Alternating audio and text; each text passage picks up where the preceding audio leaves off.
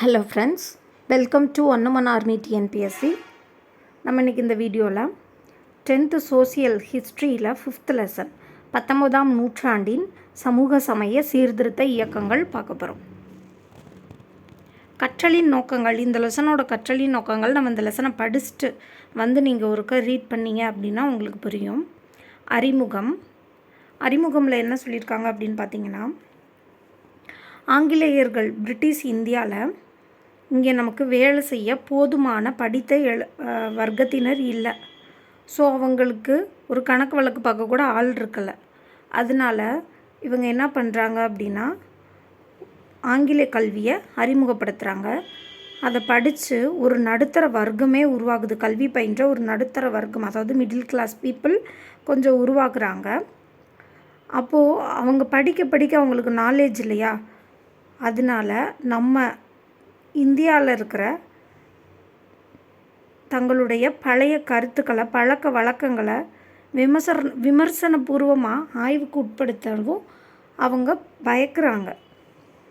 இருந்த போதிலும் அவங்க என்ன பண்ணுறாங்க அப்படின்னா, அவர்களுடைய கருத்துக்களும் செயல்பாடுகளும் உடன்கட்டை ஏறுதல், பெண் சிசு கொலை, குழந்தை திருமணம் போன்ற அனைத்து வகையான கண்மூடித்தனமான மத நம்பிக்கைகள் மற்றும் சமூக தீமைகளை கட்டுப்படுத்த உதவுது. சமயம் சார்ந்த எல்லா விஷயங்களையுமே கட்டுப்படுத்த உதவுது அப்படின்னு சொல்கிறாங்க. அதாவது படிச்சிட்டாங்க, கொஞ்சம் நாலேஜ் வருது, அப்போ பகுத்தறியும் குணம் வருது, இது சரி இது தவறு அப்படின்றது அவங்களுக்கு புரியுது. அதனால கண்மூடித்தனமான மூட நம்பிக்கைகள் குறைஞ்சிருக்கு அப்படின்னு சொல்கிறாங்க. 19ஆம் நூற்றாண்டை சேர்ந்த சீர்திருத்த இயக்கங்களை இரண்டாக வகைப்படுத்தலாம். 19ஆம் நூற்றாண்டு அப்படின்னு நீங்கள் சொல்லும்போதே, 19ஆம் நூற்றாண்டுனா 1800 1899 அந்த காலகட்டத்தில் நடந்த விஷயங்கள் தான் 19ஆம் நூற்றாண்டை சேர்ந்த சீர்திருத்த இயக்கங்களை இரண்டாக வகைப்படுத்தலாம் அப்படின்னு சொல்கிறாங்க. அது என்ன ரெண்டு டைப் அப்படின்னு பார்த்தோம்னா, ஒரு டைப் வந்துட்டு சீர்திருத்த இயக்கம், இன்னொன்று சமய புத்தெழுச்சி மீட்டெடுப்பு இயக்கமான. ரெண்டுமே சமயம் சார்ந்த சீர்திருத்த இயக்கங்கள் தான். ஒன்று சீர்திருத்த இயக்கம் அப்படின்னு சொல்லலாம், இன்னொன்று சமய புத்தெழுச்சி மீட்டெடுப்பு இயக்கம் அப்படின்னு சொல்லலாம். அது என்ன சீர்திருத்த இயக்கம் அப்படின்னா, நம்ம இந்து மதத்தில் இருக்கிற எல்லாத்தையுமே கடைபிடிக்காமல் மூட நம்பிக்கைகள் அர்த்தமற்ற செயல்கள் அதை எல்லாத்தையுமே திருத்தம் செய்கிறது தான் சீர்திருத்த இயக்கம். சமய புத்தெழுச்சி மீட்டெடுப்பு இயக்கம் அப்படின்னா என்னென்னா, டோட்டலாகவே அவங்க கன்வெர்ட் ஆகிருப்பாங்க. ஒன்று கிறிஸ்டினாவோ முஸ்லீமாவோ வேறு ஒரு மதத்துக்கு கன்வெர்ட் பண்ணவங்கள திருப்பி மீட்டு எடுக்கிறாங்க. அவங்க தான் சமய புத்தெழுச்சி மீட்டெடுப்பு இயக்கம். இப்போது பிரம்ம சமாஜம், பிரார்த்தன சமாஜம், அலிகார் இயக்கம் போன்ற சீர்திருத்த இயக்கங்கள் ஒரு வகை. ஆரிய சமாஜம், ராமகிருஷ்ண மிஷன், தியோபந்த் இயக்கம் போன்ற சமய புத்தெழுச்சி மீட்டெடுப்பு இயக்கம் மற்றொரு வகை. இதை எப்படி ஞாபகம் வச்சுக்கலாம் அப்படின்னா, ஃபஸ்ட்டு பிரம்ம சமாஜம், பிரார்த்தன சமாஜம், அலிகார் இயக்கம், இது மூணும் சீர்திருத்த இயக்கம்.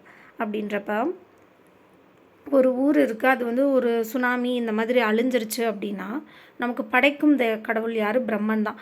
அப்போது பிரம்மன் கிட்ட போய் பிரார்த்தனை பண்ணுறோம், அழிஞ்ச ஊரை திருப்பி கொடு அப்படின்னு. பிரம்மன் கிட்ட பிரார்த்தனை பண்ணுறோம், அழிஞ்ச ஊரை திரும்பி கொடு. பிரம்மன் கிட்டன்றது பிரம்ம சமாஜம், பிரார்த்தனை பண்ணுறோம் பிரார்த்தனை சமாஜம், அழிஞ்ச ஊரன்றது அலிகார் இயக்கம், திருப்பி கொடு அப்படின்றது சீர்திருத்த இயக்கம். செகண்டு ஆரிய சமாஜம், ராமகிருஷ்ண மிஷன், தியோபந்த் இயக்கம், இதெல்லாமே சமய புத்தெழுச்சி மீட்டெடுப்பு இயக்கங்கள். இதுக்கு ஷார்ட்கட் பார்க்குறோம். ஆறி போன சமாச்சாரங்களை இப்போ சூடுபடுத்தணும் அப்படின்னா நமக்கு தீப்பந்தம்லாம் தேவையில்லை. ஆறி போன சாப்பாட்டை சூடுபடுத்த நமக்கு தீப்பந்தம்லாம் இப்போ தேவையில்லை.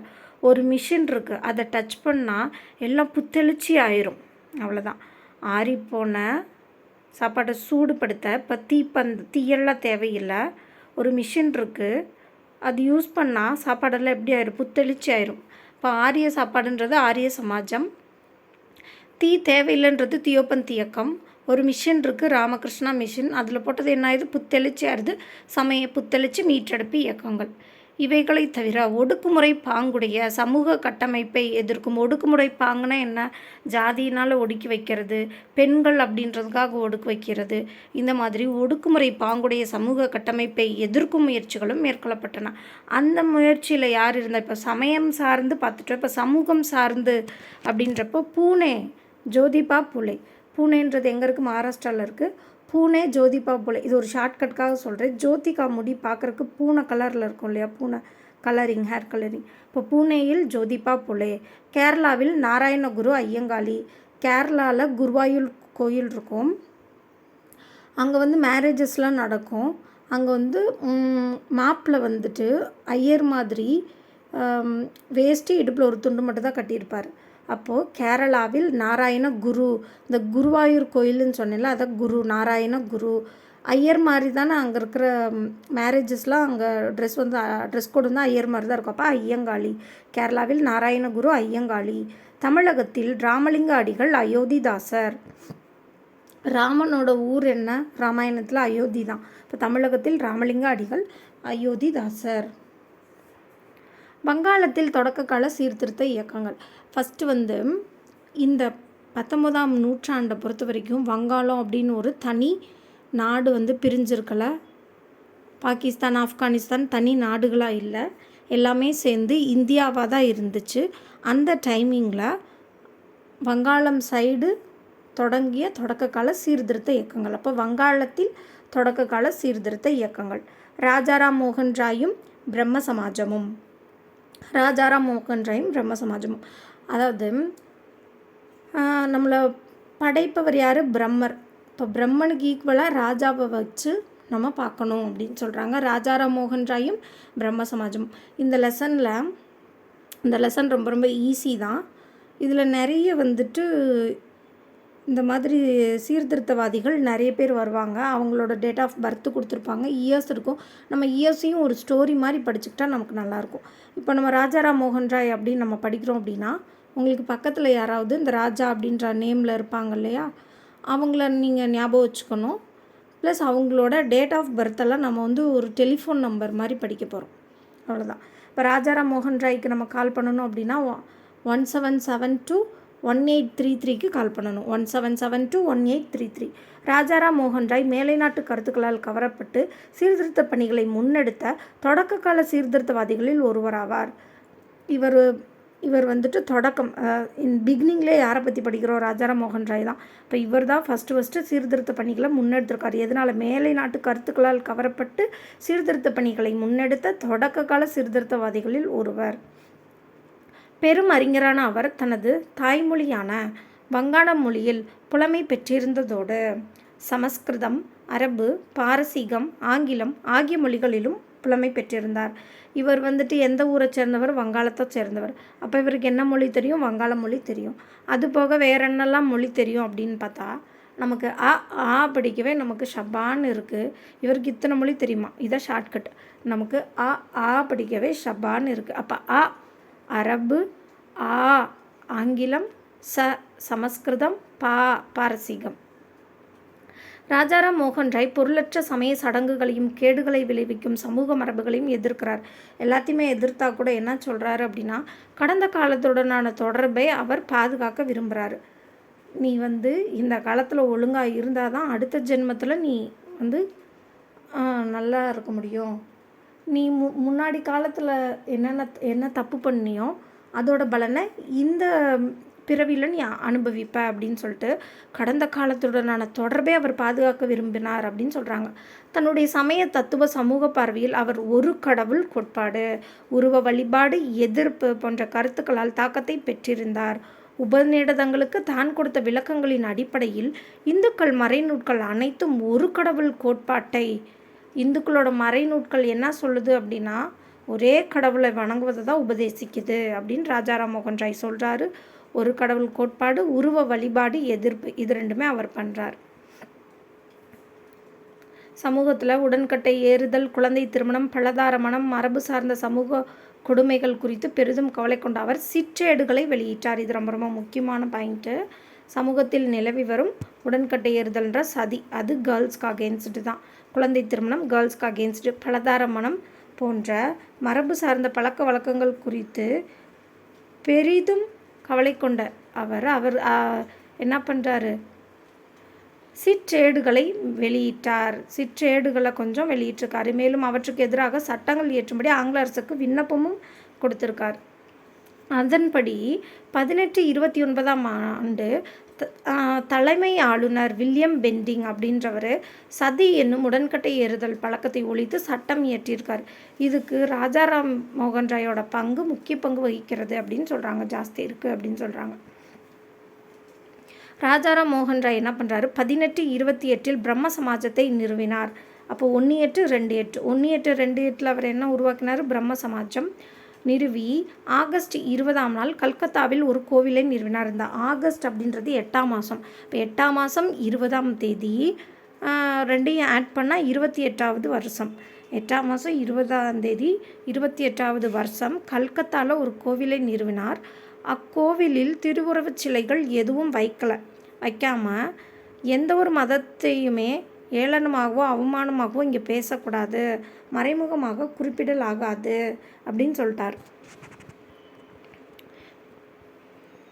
பிரம்ம சமாஜம் உருவ வழிபாட்டை தவிர்த்ததோடு பொருளற்ற சமய சடங்குகளையும் சம்பிரதாயங்களையும் எதிர்த்தது.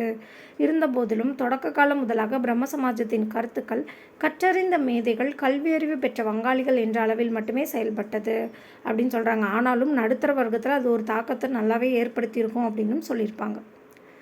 மகரிஷி தேவேந்திரநாத் தாகூர் இவர் ராஜாராம் மோகன் ராய் 1833 இறந்து போகிறாரு. அதுக்கடுத்து பிரம்ம சமாஜத்தை மகரிஷி தேவேந்திரநாத் தாகூர் அப்படின்றவர் அந்த பணிகளை எடுத்து செய்கிறாரு. இவர் யார் அப்படின்னு பார்த்தோம்னா ரவீந்திரநாத் தாகூரோட தந்தை தான் இந்த மகரிஷி தேவேந்திரநாத் தாகூர். இவரோட இயர் பார்த்தோம் அப்படின்னா 1817-1905. 18க்கு ஆஃப்டரில் என்ன வரும் அப்படின்னு மிஸ் கேட்குறாங்க. நமக்கு எப்பயுமே பிஃபோர் ஆஃப்டர் கன்ஃபியூஸ் ஆகும்ல. ஒரு பையன் 17 அப்படின்னு சொல்லிட்டான், இல்லைடா 19 தான் வரும், இந்த அவனுக்கு -5 மார்க்ஸ் அப்படின்னு போட்டாங்க. 18, 17, 19, 05. கவிஞர் ரவீந்திரநாத் தாகூரோட தந்தையான தேவேந்திரநாத் தாகூர் ராஜாராம் மோகன் ராய் இயற்கை எழுதிய பின்னர் அவர் விட்டு சென்ற பணிகளை தொடர்ந்திருக்காரு. அவர் நம்பிக்கை பற்றிய 4 கொள்கைகளை முன்வைத்தார். தொடக்கத்தில் எதுவும் அல்ல, எல்லாம் வல்ல ஒரு கடவுள் மட்டுமே இருந்தார், அவர் தான் இந்த உலகத்தை படைச்சார், அவர் ஒருவரை உண்மையின், எல்லையற்ற ஞானத்தின், நற்பண்பின், சக்தியின் கடவுள் ஆவார் அப்படின்னு சொல்கிறார். என்ன சொல்கிறாரு, அவர் ஒருத்தர் தான் உண்மையானவர், அவருக்கு தான் இன்ஃபினிட்டி ஆஃப் நாலேஜ் இருக்குது, அவர் ஒருத்தர் தான் நல்ல பண்பு இருக்குது, அவர்கிட்ட நிறைய சக்தி இருக்குது, அவர் அப்படின்னு சொல்கிறார். அவரை நிலையானவர், எங்கும் நிறைந்திருப்பவர் அப்படின்னு சொல்கிறார். நம்முடைய வீடு பெறுவு இப்பிறவியிலும் அடுத்த பிறவிலும் அவரை நம்புபவரையும் அவரை வணங்குபவரையும் சார்ந்துள்ளது. அவரை நம்புவதென்பது அவரை நேசிப்பதிலும் அவர் விருப்பத்தை செயல்படுத்துவதிலும் அடங்கியுள்ளது. இதை ஒரு கிளான்ஸ் ரீட் விட்டுக்காங்க. ஆனால் நமக்கு கொஸ்டின் எப்படி வரும் அப்படின்னா, நம்பிக்கை பற்றிய 4 கொள்கை கூறுகளை முன்வைத்தவர் யார் அப்படின்னா நமக்கு மகரிஷி தேவேந்திரநாத் தாகூர். இவர் யார், ரவீந்திரநாத் தாகூரோட அப்பா. எப்போ பிறந்தார், 18-17-1905. இவர் ராஜாராம் மோகன் ராய்க்கு அடுத்து பிரம்ம சமாஜத்தை அதோட பணிகளை தொடர்ந்தவர். கேசவ் சந்திரசெனும் இந்தியாவில் பிரம்ம சமாஜம் எப்போ உருவாக்குனாங்க, 1828. இவர் 1838 பிறந்திருக்காரு, 1884 இறந்திருக்காரு. 1885 நமக்கு என்னன்னு தெரியும், இந்திய தேசிய காங்கிரஸ் தொடங்கிய வருஷம், அதுக்கு ஒரு வருஷத்துக்கு முன்னாடி இறந்திருக்காரு. தேவேந்திரநாத் மிதவாத சீர்திருத்தவாதி ஆவார். ஆனால் சமாஜத்தில் அவருடன் பணியாற்றிய இளைஞர்கள் என்ன பண்ணுவாங்க அப்படின்னா, துரிதமான மாற்றங்கள் வேணும் அப்படின்னு எதிர்பார்ப்பாங்க. அதில் கேசவ் சந்திரசென்ன்றவர் 1857, அதாவது பெரும் புரட்சி ஏற்பட்டுச்சு இல்லையா, அந்த வருஷம் பிரம்ம சமாஜத்தில் இணைகிறாரு. இவங்க ரொம்ப ஸ்லோவாக இருக்காங்க அப்படின்னு சொல்லிட்டு இணைஞ்சு 10 வருஷம் கிடையாது, 9 வருஷத்துலேயே 1866 பிரம்ம சமாஜத்தின் உறுப்பினர்களுடைய பிளவு ஏற்பட்டு கேசவ் சந்திரசன் விலகி என்ன பண்ணுறாரு அப்படின்னா, புதிய அமைப்பான இந்திய பிரம்ம சமாஜம் அப்படின்னு ஒன்றா உருவாக்குறார். அதுக்கப்புறம் தேவேந்திரநாத் தாகூரோட அமைப்பு ஆதி பிரம்ம சமாஜம் அப்படின்னு அழைக்கப்படும். ஆனால் இந்த பிரம்ம சமாஜத்தோட குறிக்கோள்களில் ஒன்று என்ன அப்படின்னா குழந்தை திருமண எதிர்ப்பு தான். ஆனால் இந்த கேசவ் சந்திரசன் என்ன பண்ணுவார் அப்படின்னா தன்னோட 14 வயதான மகளை இந்திய இளவரசர் ஒருவருக்கு திருமணம் செய்து கொடுத்துருவார். அதனால் குழந்தை திருமணத்தை எதிர்த்தவர் என்ன பண்ணுவாங்கன்னா இந்திய பிரம்ம சமாஜத்துலேருந்து விலகி சாதாரண சமாஜ் அப்படின்ற அமைப்பை உருவாக்கிடுவாங்க. அடுத்து ஈஸ்வர சந்திர வித்யாசாகர் வங்காளத்தைச் சேர்ந்த மற்றொரு முதன்மையான சீர்திருத்தவாதி தான் இந்த ஈஸ்வர சந்திர வித்யாசாகர். இவருக்கு டேட் ஆஃப் பர்த் வந்து 2091. இது 20க்கு முன்னாடி நம்பர் என்ன 19 தானே வரும். அந்த 19 அப்படியே திருப்பி போட்டால் 91 ஆயிரும். இப்போ 2091. ராஜாராம் மோகன் ராயும் மற்றவர்களும் சமூகத்தை திருத்துவதற்கு மேலை நாட்டு பகுத்தறிவு சிந்தனைகளை துணையாக நாடிய போது வித்யாசாகர் இந்து மறைநூட்களே முற்போக்கானவை அப்படின்னு வாதிடுவார். இந்து மறைநூட்களை முற்போக்கானவை என வாதிட்டவர் யாருன்னா ஈஸ்வர சந்திர வித்யாசாகர். விதவைகளை எரிப்பதும் விதவை மறுமணத்தை தடை செய்வதும் ஏற்றுக்கொள்ளப்படவில்லை என்பதற்கு மறைநூட்களிலிருந்தே சான்றுகளை முன்வைத்தவரும் இந்த ஈஸ்வர சந்திர வித்யாசாகர் தான். இவருக்கு ஒரு சின்ன ஷார்ட்கட் மாதிரி வச்சுக்கலாம். இவர் பேர் பாருங்கள், ஈஸ்வரன்றது இவர் பேர்னு வச்சுக்கலாம். சந்திர வித்யாசாகர் தானே. சந்திரான்றது ஒரு பொண்ணு, வித்யான்றது ஒரு பொண்ணு. 2 பேருமே 18 வயசில் கல்யாணம் ஆனவங்க. ஒரு பொண்ணு 5 வருஷத்துலேயும் ஒரு பொண்ணு 6 வருஷத்துலேயும் விதவையாயிட்டா. அதனால் இவர் என்ன பண்ணுறாரு அப்படின்னா விதவைகளை எரிப்பதும் விதவை மறுமணத்தை தடை செய்வதும் ஏற்றுக்கொள்ளப்படவில்லை என்பதற்கு மறைநூட்களிலிருந்து சான்றுகளை முன்வைக்கிறார். இது ஏன் நான் ஒரு பொண்ணு 5 வருஷத்துலேயும் ஒரு பொண்ணு 6 வருஷத்துலேயும் விதவையாயிட்டா அப்படின்னா இந்த கீழே அது சம்மந்தப்பட்ட மறுமண சீர்திருத்த சட்டம், விதவைகள் மறுமண சட்டம் 1856. 18 வயசில் 2 பொண்ணையும் கல்யாணம் பண்ணி கொடுக்குறாரு. 5 வருஷத்தில் ஒரு பொண்ணு 6 வருஷத்தில் ஒரு பொண்ணு விதவை ஆகிட்டா. அப்போ விதவை மறுமண சட்டத்தை இவர் கொண்டு வருவார். அதுக்காக தான் அந்த ஷார்ட்கட் சொன்னேன். அதுக்கப்புறம் என்ன பண்ணுறாருன்னு பாருங்கள். மேலே அவர் தனது கருத்துக்களுக்கு ஆதரவான வாதங்களை கொண்ட சிறு நூட்களை வெளியிடுறார். இவங்கள்ட்ட இப்படியே பேசிகிட்டே இருந்தால் இவங்க மறந்துடுவாங்க. எழுதி வச்சா எதாவது படித்தாது தெரிஞ்சுக்குவாங்க. சிறு நூட்களை வெளியிடுறாரு. அவர் நவீன வங்காள உரைநடையின் முன்னோடி ஆவார். நவீன வங்காள உரைநடையின் முன்னோடி ஆவார். இவர் தானே எழுத ஸ்டார்ட் பண்ணுறாரு. அப்போ நவீன வங்காள உரைநடையின் முன்னோடி அப்படி யாருன்னு கேட்டால் ஈஸ்வர சந்திர வித்யாசாகர்னு தெரியணும். பெண்களை மேம்படுத்துவதில் முக்கியத்துவம் காட்டி பெண்களுக்கான பள்ளி நிறுவப்பட உதவிகள் செய்தார். இந்து சமூகத்தில் குழந்தை பருவத்திலேயே விதவைகளான சிறுமிகள் வாழ்வை மேம்படுத்துவதற்காக தனது முழு வாழ்வையும் அர்ப்பணித்தார். பண்டித ஈஸ்வர சந்திர வித்யாசாகர் தலைமையேற்ற இயக்கத்தின் விளைவாய் 1856 மறுமண சீர்திருத்த சட்டம் இல்லாட்டி விதவைகள் மறுமண சட்டம் இயற்றப்பட்டது. இதுக்கு தான் வந்துட்டு அவர் பேர்லேருந்தே நான் ஷார்ட்கட் சொன்னேன். இச்சட்டம் குழந்தை விதவைகளின் நிலையை மேம்படுத்துவதையும் நிரந்தரமாக விதவையாய் இருக்க வேண்டிய ஆபத்திலிருந்து அவர்களை காப்பாற்றுவதையும் நோக்கமாக கொண்டிருந்தது. ஓகே, இப்போ பாக்ஸ் பார்க்கலாம். 1860 முதன்முதலாக திருமண வயது சட்டம் இயற்றுறாங்க. திருமண வயது சட்டம் இயற்றப்பட்டது அப்பெருமையும் இந்த ஈஸ்வர சந்திர வித்யாசாகர் தான். இப்போ வந்து விதவை மறுமண சட்டம் சொன்னல, குழந்தை திருமணத்துக்கு எதிர்க்கலாம்ப்பா அப்படின்னு சொல்லிட்டு திருமண வயது சட்டம் அப்படின்னு ஒன்று கொண்டு வராங்க. கொண்டு வந்து என்ன சொல்கிறாங்க அப்படின்னா 1860 திருமண வயது 10 அப்படின்றாங்க. எப்போ 60 10 அப்படின்னு சொல்கிறாங்க. அதுக்கப்புறம் ஒரு 30 வருஷம் கழித்து 1891 12 அப்படின்னு இன்க்ரீஸ் பண்ணுறாங்க. அதுக்கப்புறம் 25 வயதாவது ஆகணும் இல்லையா. ஆனால் 1925 13 அப்படின்னு உயர்த்துறாங்க. 1925 தான் 13 உயர்த்திட்டு வராங்க. இவங்களாம் செட் ஆகவே மாட்டாங்க. அப்போது கவலைப்படும் விதமாக திருமண வயது ஒப்புதல் கமிட்டி ஒன்று 1929 1925க்கு அப்புறம் 4 வருஷத்துக்கு அப்புறம் 1929 திருமண வயது ஒப்புதல் கமிட்டி அப்படின்னு ஒன்று உருவாக்குறாங்க. ஏன் அப்படின்னா இந்த சட்டம் காகிதத்தில் மட்டும்தான் இருந்துச்சு. நீதிபதிகள் வழக்கறிஞர்கள் ஒரு சில படித்த மனிதர்களுமே இதனை பின்பற்றிய அறிவை பெற்றிருந்தன அப்படின்னு சொல்கிறாங்க. அதனை பற்றிய அறிவை பெற்றிருந்தன அப்படின்னு சொல்கிறாங்க. அடுத்து பிரார்த்தன சமாஜம்.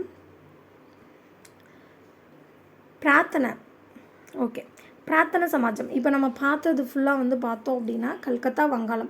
அதுக்கு நேர் ஆப்போசிட்டில் கொஞ்சம் கீழே இறங்கினா நமக்கு என்ன இருக்கும், மகாராஷ்டிரா இருக்கும். இப்போ அந்த மேப்பில் சொல்கிறேன்.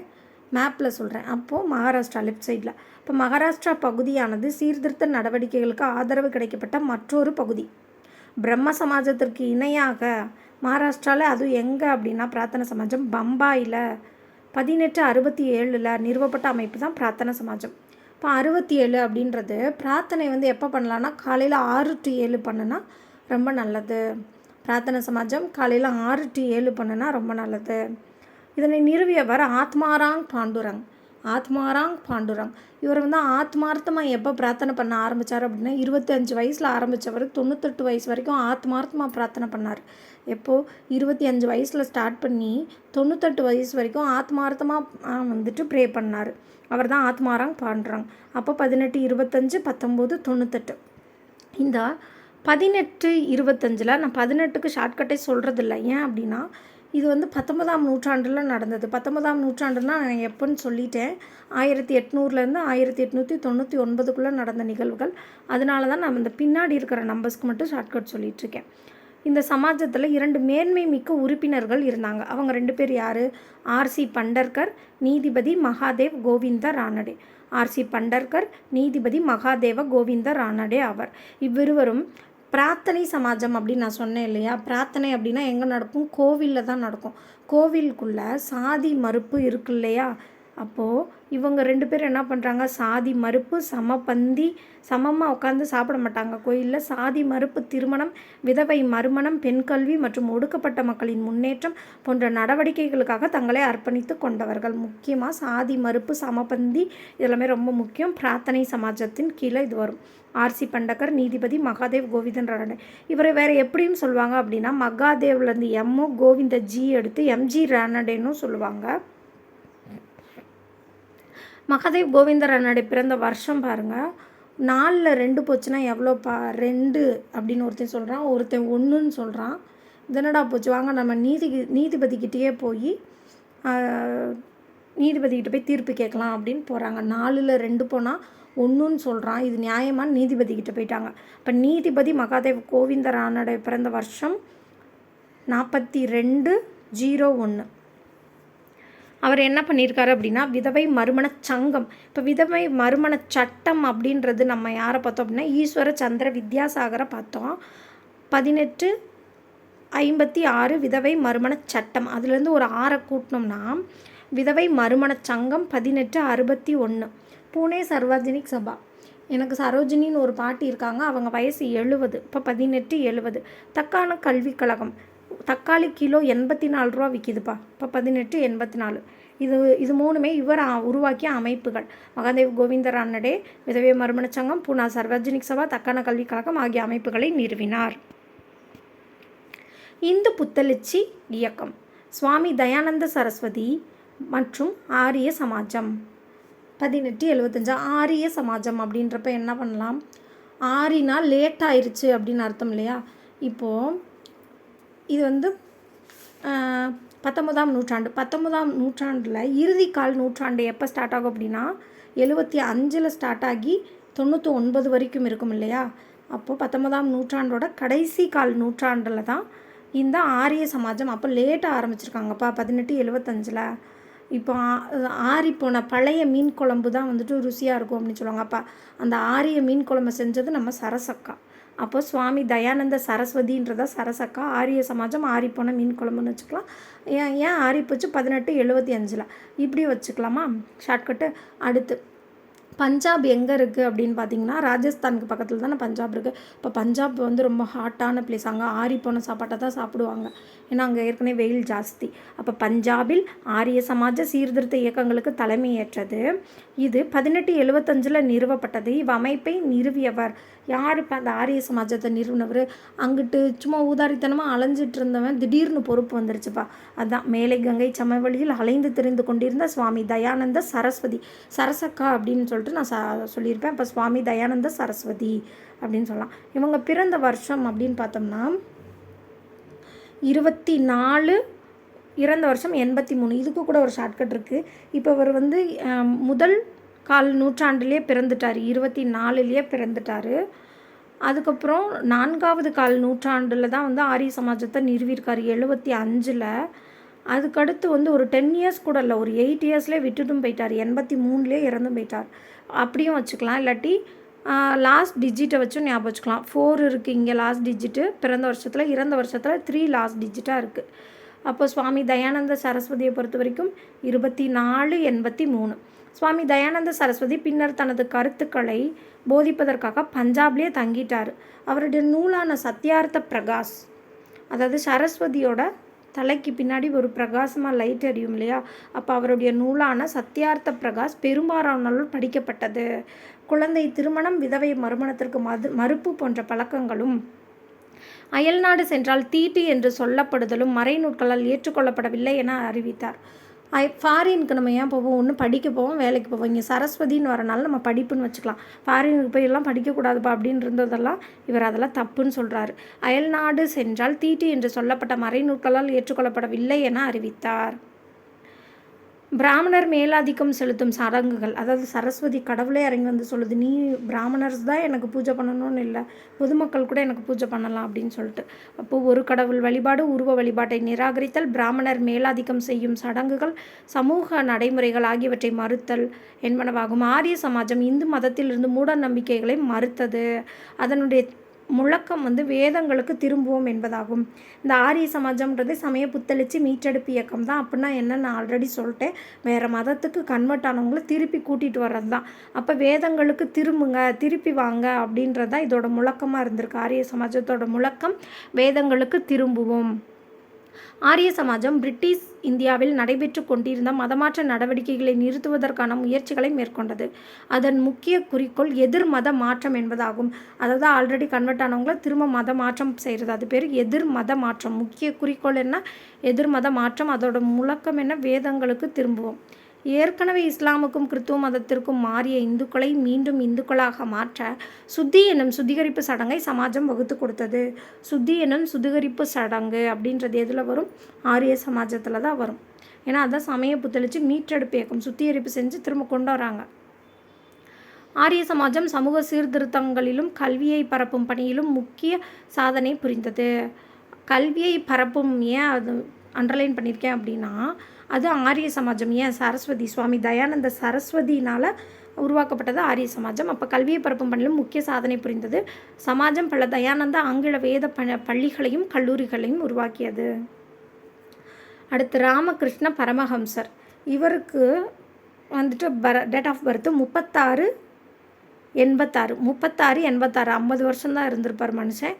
3686. இவர் என்ன அப்படின்னா ஒரு பூசாரி. அது எந்த சாமி அப்படின்னா காளிமன் கோவில் பூசாரி அப்படின்னு ஞாபகம் வச்சுக்காங்களேன். இவர் எந்த ஊர் அப்படின்னா, இப்போ நம்ம ஆல்ரெடி பார்த்தது பஞ்சாப் பார்த்துட்டோம். பஞ்சாபுக்கு அப்படி இந்த சைடு வந்துட்டோம். அப்படி நேர் ஆப்போசிட்டு கல்கத்தா வந்துடுங்க. கல்கத்தாவுக்கு அதாவது ஒரு அர்ச்சகர் இருக்கார். அர்ச்சனை பண்ணுறோம். அப்போ காசில் தட்டில் தட்சணம் போடுங்க அப்படின்னு கேட்குறாரு. உடனே ஒருத்தர் கல்லை கொண்டு போட்டான். தட்சணம் போடுங்கன்னு கேட்டது கல்லை போட்டான். அப்போ கல்கத்தாவுக்கு அருகே இருந்த தட்சிணேஸ்வரம் தட்சணம் கேட்டார். இன்னும் ஊரை சார்ந்த அர்ச்சகரான ராமகிருஷ்ண பரமஹம்சர். இவர் என்ன பண்ணுவார் அப்படின்னா, அர்ச்சகர் தானே, ஒன்று மந்திரங்கள் ஓதுவார், இல்லாட்டி பஜனை பாடுவார். அப்போ பஜனை பாடல்களை மனமுருகி பாடுவதை போன்ற வழிமுறைகள் மூலம் பேரின்ப நிலையை அடைந்து அந்நிலையில் ஆன்மீக ரீதியாக கடவுளோடு ஒன்றிணைவதற்கு முக்கியத்துவம் கொடுத்தவர் தான் இந்த ராமகிருஷ்ண பரமஹம்சர். புனித தாயான கடவுள் காளியின் தீவிர பக்தரான அவர் அக்கடவுளின் திருவடியாளர்கள் முடிவற்றவை என அறிவித்தார். அவருடைய கருத்தின்படி அனைத்து மதங்களும் உலகளாவிய எல்லோருக்குமான மூலக்கூறுகளை கொண்டுள்ள அவற்றில் ஏதாவது ஒன்றை ஃபாலோ பண்ணுங்க அப்படின்றாரு. அவற்றை ஃபாலோ பண்ணாலே வீடு பேற்றுக்கு இட்டு செல்லும் அப்படின்றாரு. ஜீவன் என்பதே சிவன் எனவும் அவர் கூறுறாரு. வாழுகின்ற அனைத்து உயிர்களும் தான் இறைவன். அப்போ மனிதருக்கு செய்யப்படும் சேவையே கடவுளுக்கு செய்யப்படும் சேவை. இதுதான் அவர்கிட்ட அட்ராக்ட் ஆகிறதே. மனிதனுக்கு செய்கிற சேவை தான் கடவுளுக்கு செய்கிற சேவை அப்படின்னு சொல்கிறாரு. இது சொன்னவர் யார் அப்படின்னா ராமகிருஷ்ண பரமஹம்சர். அடுத்து ராமகிருஷ்ணா மிஷன். ராமகிருஷ்ணா மிஷன் அப்படின்னாலே நமக்கு விவேகானந்தர் ஞாபகம் வந்துடணும். விவேகானந்தர் தான் இந்த ராமகிருஷ்ணா மிஷனை நிறுவுவார். எங்கே அப்படின்னு பார்த்தோம்னா வெஸ்ட் பெங்காலில் பேலூர் மடம் அப்படின்ற ஏரியாவில் 1897 இல்லாட்டி 1897 ராமகிருஷ்ணா மிஷனை மேற்கு வங்காளத்தில் பேலூர் மடம் என்ற இடத்துல உருவாக்கியிருப்பார்.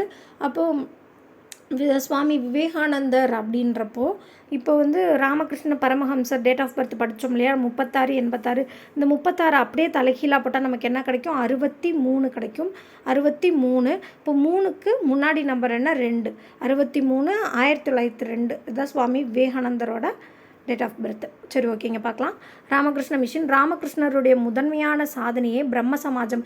அதாவது என்ன சொல்கிறாங்க, இந்த சீர்திருத்த அமைப்புகள்லாம் வந்து என்ன சொல்லும் அப்படின்னா, நம்மதுலேயும் சில மூட நம்பிக்கைகள்லாம் இருக்குது அப்படின்னு சொல்லியிருப்பாங்களா, அதை சில படித்த வர்க்கத்தினர் என்ன பண்ணுவாங்க, ஏற்க மாட்டாங்க. அது எப்படி அப்படின்னு சொல்லிட்டு, அப்படிப்பட்ட படித்த வர்க்கத்தினரை வந்து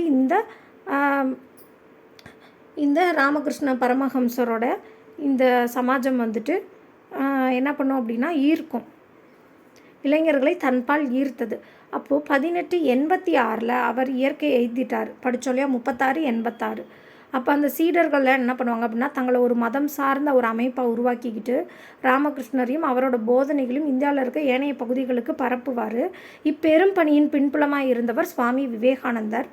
இவர் என்ன பண்ணுவார் அப்படின்னா, கிறிஸ்டின்ஸ் ஸ்டைலில் இந்த ராமகிருஷ்ணா மிஷனை வந்து பரப்புவார். அப்போ கிறித்துவ சமய பரப்பு நிறுவனங்களின் நிர்வாக கட்டமைப்பை பின்பற்றி விவேகானந்தர் ராமகிருஷ்ணா மிஷனை நிறுவினார். இந்த ராமகிருஷ்ணா மிஷன் அப்படின்றது ஒரு சமயம் சார்ந்ததாக இல்லாமல் ஒரு சமூக பணிகளையும் செய்யும். என்னென்ன சமூக பணி செய்யும் அப்படின்னா, மக்களுக்கு கல்வி அறிவு வழங்குவது, மருத்துவ உதவி, இயற்கை சீற்றங்களின் போது நிவாரண பணி மேற்கொள்வது, இந்த சமூக பணிகள்லாம் செய்யும். சுவாமி விவேகானந்தர் இவரோட இயற்பெயர் பார்த்தோம் அப்படின்னா நரேந்திரநாத் தத்தா. அவரோட இயர் ஆல்ரெடி பார்த்தோம். ராமகிருஷ்ண பரமஹம்சர் வந்து 36, இவர் வந்து அப்படியே ஆப்போசிட்டாக 63. 3க்கு அப்புறம் என்ன வரும், 2. அப்போ 63 1902 இவரோட இயர். படித்த இளைஞரான அவர் ராமகிருஷ்ணரின் கருத்துக்களால் கவரப்பட்டார். மரபு சார்ந்த தத்துவ நிலைப்பாடுகளில் மனநிறைவை பெறாத அவர் நடைமுறை வேதாந்தமான மனித குலத்திற்கு தொண்டு செய்தல் என்னும் கோட்பாட்டை பரிந்துரைத்தார். மதத்தோடு தொடர்புடையது என்னும் ஒரே காரணத்திற்காக அனைத்து நிறுவனங்களையும் பாதுகாக்கும் மனப்பாங்கனை அவர் கண்டனம் செய்கிறார்.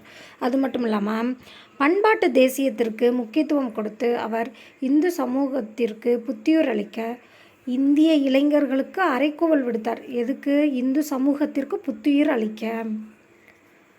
அவருடைய சிந்தனைகள்லாம் எப்படி இருந்துச்சு அப்படின்னா, பொருள் உற்பத்தியில் மேலை நாடுகள் செய்திருந்த சாதனைகளை கண்டு தாழ்வு மனப்பான்மை கொண்டிருந்த இந்தியர்களுக்கு தன்னம்பிக்கையூட்டுவதாக அமைந்துச்சு அப்படின்னு சொல்கிறாங்க. இப்போ அவர் 63 பிறந்தார். அதுலேருந்து ஒரு 30 வருஷம் 1893 சிக்கிக்கிட்டார். எங்கள் சிக்காகோவில் நடைபெற்ற உலக சமய மாநாடு, உலக தமிழ் மாநாடு அப்படிலாம் கிடையாது, இது சமயம் சார்ந்த. அப்போ உலக சமய மாநாட்டில் இந்து சமயம் பற்றியும் பக்தி மார்க்க தத்துவம் குறித்தும் அவர் ஆற்றிய சொற்பொழிவுகள் அவருக்கு பெரும் புகழ் சேர்த்தது. இந்து சமய சடங்குகளில் கலந்து கொள்ளக்கூடாது என ஒதுக்கி வைக்கப்பட்டிருந்த ஒடுக்கப்பட்ட மக்களும் அது போன்ற சடங்குகளில் கலந்து கொள்ள கட்டாயம் அனுமதிக்கப்பட வேண்டும் அப்படின்னு சொல்கிறாரு. விவேகானந்தரோட செயலாக்கமிக்க கருத்துக்களால் மேற்கத்திய கல்வி பயின்ற வங்காள இளைஞர்கள் என்ன பண்ணுறாங்க அப்படின்னா, அவர் மேலே ஒரு நாட்டம் ஏற்படுது, அரசியல் மாற்றங்களில் நாட்டம் வருது. அப்போ வங்கப்பிரிவினை எந்த வருஷம் நடந்துச்சு அப்படின்னா 1905.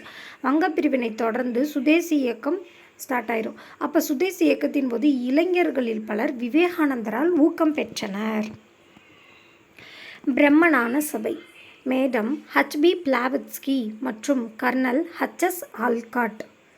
ஹச்பி பிளாவட்ஸ்கி மற்றும் கர்னல் ஹச்எஸ் ஆல்காட். ஆலக்காட்டு அப்படின்றது ஹச்எஸ் ஆல்காட். பிளாவட்ஸ்கி பிரம்மஞான சபை பிளாவட்ஸ்கி, ரெண்டுமே பீல ஆரம்பிக்குது பாருங்கள். இப்போ madam HP Blavatsky, colonel HS Olcott அப்படின்ற 2 பேர். இந்த பிளாவட்ஸ்கி ஆல்காட் 2 பேருமே பிறந்தது ஒரு வருஷம் டிஃப்ரெண்ட்டில் தான். 1831 பிளாவட்ஸ்கி, 32 ஆல்காட்டு. ஆல்காட் ஆளுன்றதுல 7 வருது பாருங்கள், ஆல் 7, அப்போ 1907. HP Blavatsky 3191 HP Blavatsky 3191, HS Olcott 32 1907 ஆகியோரால் பிரம்ம ஞான சபை. இந்த பிரம்ம ஞான சபையும் 19ஆம் நூற்றாண்டில் கடைசி கால் நூற்றாண்டு தான். அப்போ 1875 ஆரிய சமாஜமாக அதான் சொன்னோம். பிரம்ம ஞான சபையும் 1875 அமெரிக்காவில் நிறுவப்படுது. அதில் நிறுவப்பட்டு 11 வருடங்களுக்கு அப்புறம் இவ்வமைப்பு 1886 இந்தியாவில் சென்னை அடையாற்றில் அதோட தலைமையிடத்தை மாற்றப்படுது அப்படின்னு சொல்கிறாங்க.